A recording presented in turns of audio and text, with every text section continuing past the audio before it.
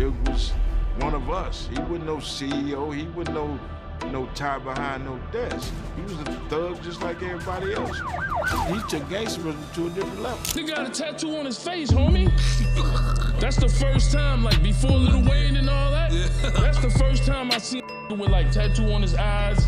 Mexican 18th Street nigga. He just lights the cigar, and it's the out shit. He light the cigar, and he trying to see what you gonna do. So Eminem, 50, everybody outside. This is when I knew Eminem was real. He's like, don't give a man.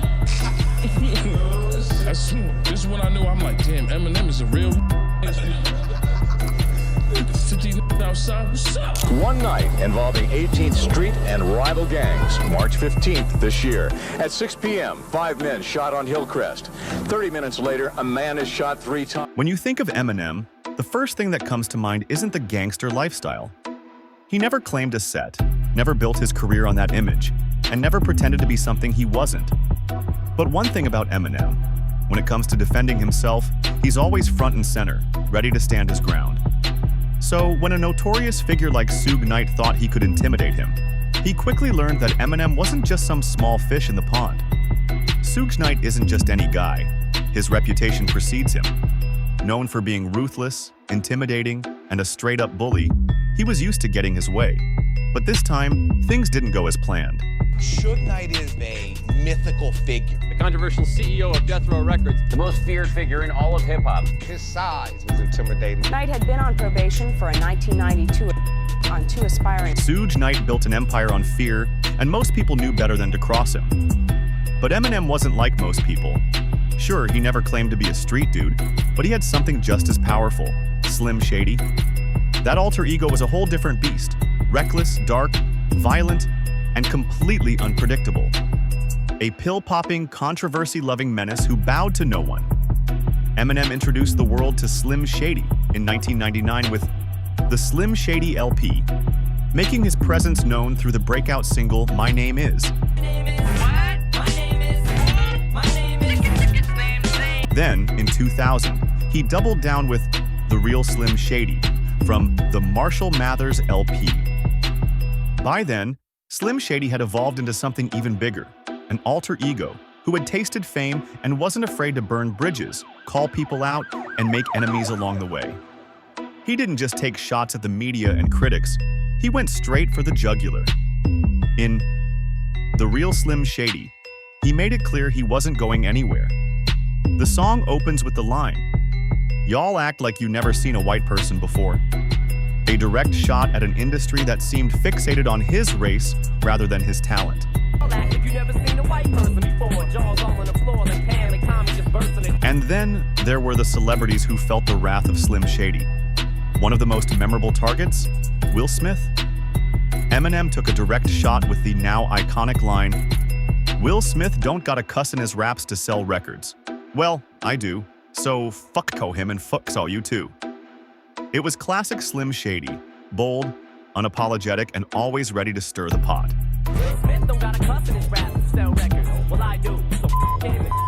The line was a direct response to Will Smith's 1999 MTV VMA acceptance speech, where he proudly mentioned winning awards without cursing or rapping about violence.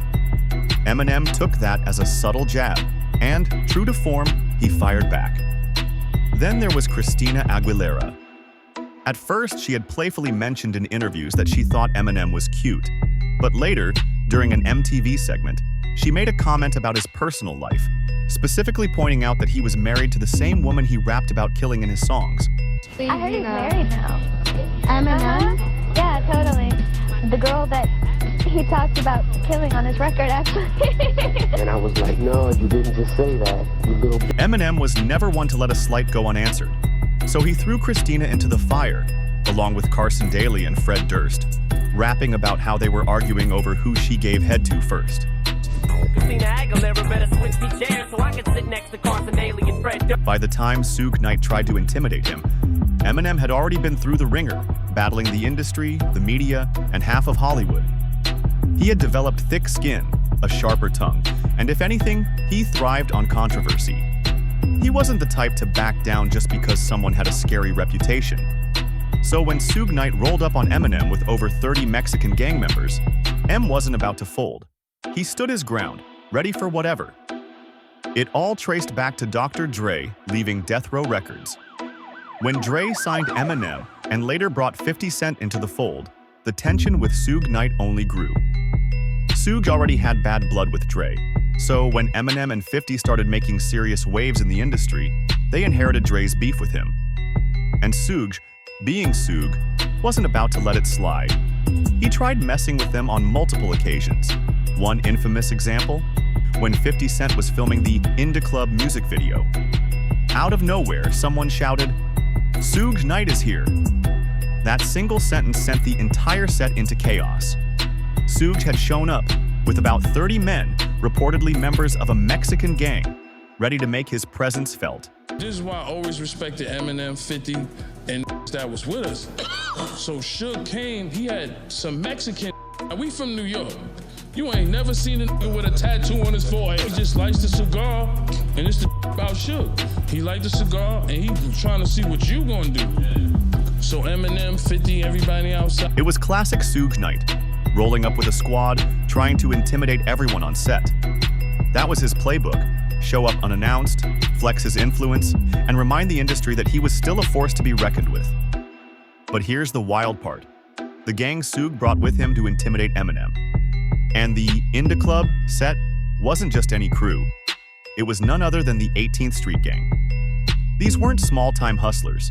They were one of the biggest and most violent street gangs in Los Angeles. According to sources, 18th Street was described as one of the most dangerous and prolific gangs in the United States, with a reputation for extreme violence. One night involving 18th Street and rival gangs, March 15th this year. At 6 p.m., 5 men shot on Hillcrest. 30 minutes later, a man is shot 3 times, a 16-year-old shot twice. Then at 8:30, the same night, 2 more gang-related. These guys were involved in everything: drugs, robbery, extortion, human trafficking, illegal immigration, you name it. They were notorious for stolen cars, burglaries, and daily assaults and robberies across Los Angeles County. Their crime rate was through the roof, reportedly 3 times worse than most of the city's active gangs. But the 18th Street Gang wasn't just about street-level crime. Some of their members had leveled up, getting into more sophisticated operations. They weren't just selling drugs, they were running entire criminal enterprises. They were even linked to high-profile crimes, including the execution-style murder of Wilson Palacios' younger brother. So, yeah, this was the situation Eminem and his crew found themselves in, facing off against one of the most dangerous gangs out there, handpicked by Suge Knight to send a message. But you know what? Eminem didn't care. This is when I knew Eminem was real. He's like, I don't give a f, man. This is when I knew, I'm like, damn, Eminem is a real. Then there's the story from the 2001 Source Awards, a situation that could have gone south real fast. Eminem was there performing with his group D12, and like any major awards show, the atmosphere was already tense.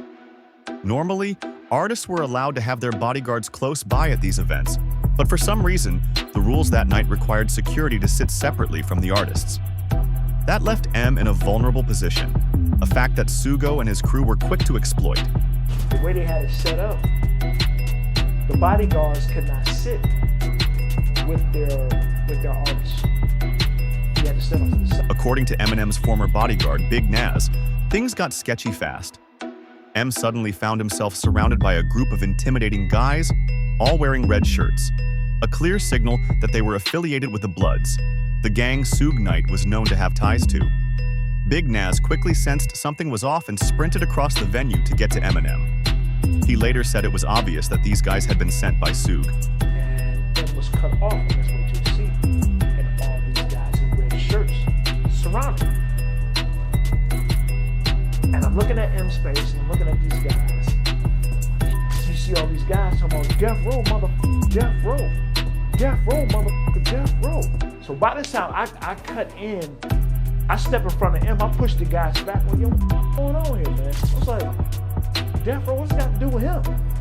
He said, hey, man, Suge sent him a message. The tension between Suge Knight and Eminem escalated to an entirely new level during a wild incident in Hawaii. According to Eminem's former bodyguard, Big Naz, There was serious intel suggesting that Suge had plans to harm Eminem during what was supposed to be a casual getaway. But this wasn't just some vague, low-key threat. Suge reportedly sent more than 50 of his guys all the way from Los Angeles to Hawaii with one goal: disrupt what should have been a relaxed gathering with Eminem, Snoop Dogg, and Dr. Dre. What was meant to be a peaceful vacation quickly turned into a high-stakes situation. Instead of lounging on the beach and sipping cocktails, Eminem and the crew found themselves on high alert, bracing for a possible confrontation. Everyone, Eminem, Snoop, Dre, and even their wives, had to gear up like they were preparing for war. Bulletproof vests became part of their daily wardrobe, and firearms were kept within reach at all times. The situation became so intense that even the Honolulu Police Department had to step in, assigning officers to shadow Eminem and his crew for protection. Big Nas later described just how surreal the experience was. "We thought it was going to be a vacation, but it turned into a huge problem. We had our wives with us. Some people even brought their kids. The second we got off the plane, it was chaos. Honolulu police had to escort us, and we were rushed to a transport van, kids, wives, and all." We ended up getting escorted by Honolulu police, man.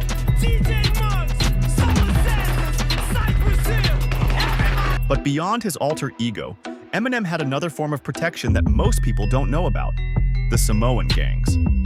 In 2003, he teamed up with the legendary Booyah Tribe on their single 911. But this wasn't just another rap collab. It had layers to it.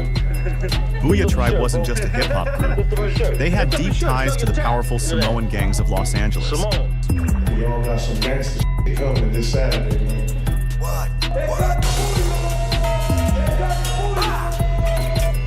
But this wasn't just your typical rap collab. It ran much deeper. For those who don't know, the Booyah Tribe wasn't just a hip-hop group. They had strong connections to the Samoan gangs of Los Angeles. You better check in. Imagine they say I'm gangster. Crip. Straight up. Crip.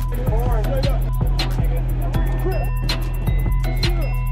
And if you know anything about gang culture, you'd understand that the Sons of Samoa are no joke. They might seem chill and easygoing, but when provoked, they snap, and the consequences can be deadly. I was like, what's up? Suge Knight's scared of you. Suge Knight's scared of you.